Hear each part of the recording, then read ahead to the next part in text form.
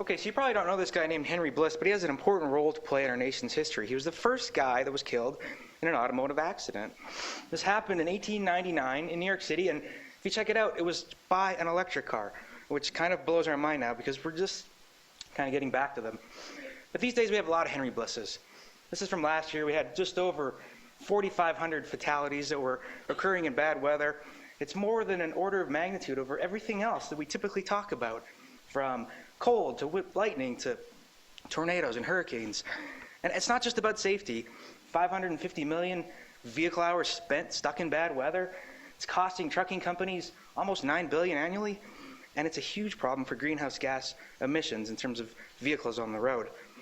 But I don't just want to be about doom and gloom here. This is about a new hope and the idea that modern vehicles are smart. Cars out there today know a lot about what's going on around them. And the U.S. Department of Transportation is really invested in this new vision to reduce fatalities, to improve mobility, and to reduce the impact of vehicles on our environment. And so here's our project with the Minnesota, Michigan, and Nevada DOTs, and what we've really been doing is focusing on those items.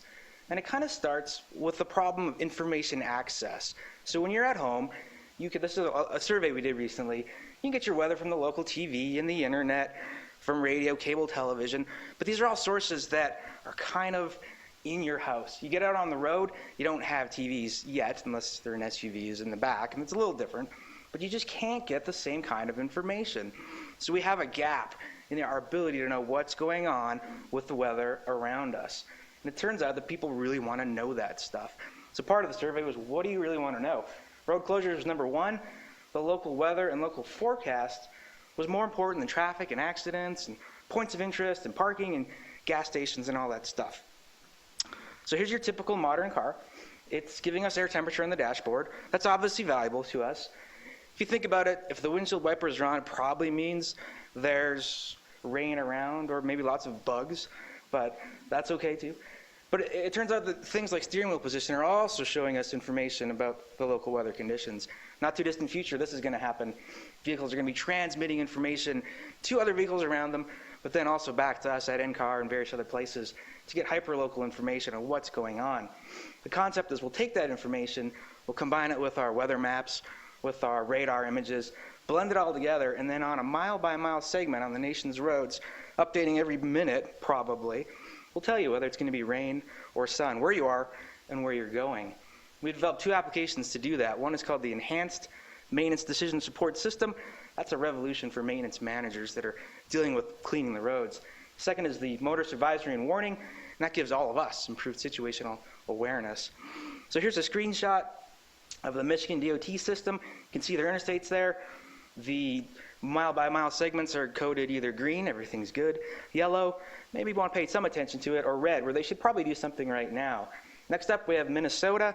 They have a lot of vehicles on the road at any given time. If you're sitting in the maintenance shed, you can click on a vehicle, you can find out where it is, where it's going, the typical air temperature, road temperature, wipers, all kinds of things of that ilk, and that moves every minute or so. Click on one of those dots and you can now get a forecast of what's going to happen in the next, say, 2 to 3 days. Snow accumulation on the road, probably precipitation, the road air temperature, dew point, wind speed and wind direction. At the bottom, we actually give them recommended treatments for when they want to send plows out. If you're sitting at home as a driver that needs to go somewhere, here's a sample of what you might see. Fog now, and then moderate snow in the morning and evening. But gosh, if you need to get somewhere 11 to 3 o'clock, that's when you want to be on the road. So here's some of those hazard algorithms that go into telling us what's going on.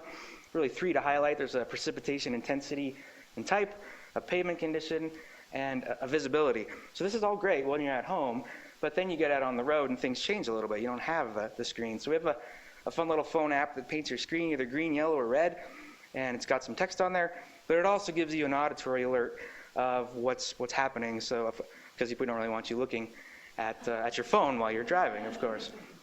So next steps, freight. I mentioned $9 billion in losses every year. We want to be able to provide them with better information so supply chain dynamics can be better.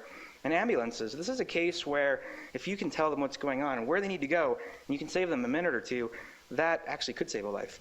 So here we are heading down the highway. Cars are really changing, and 10 years from now, I think they're going to be autonomous and very different from what we see now.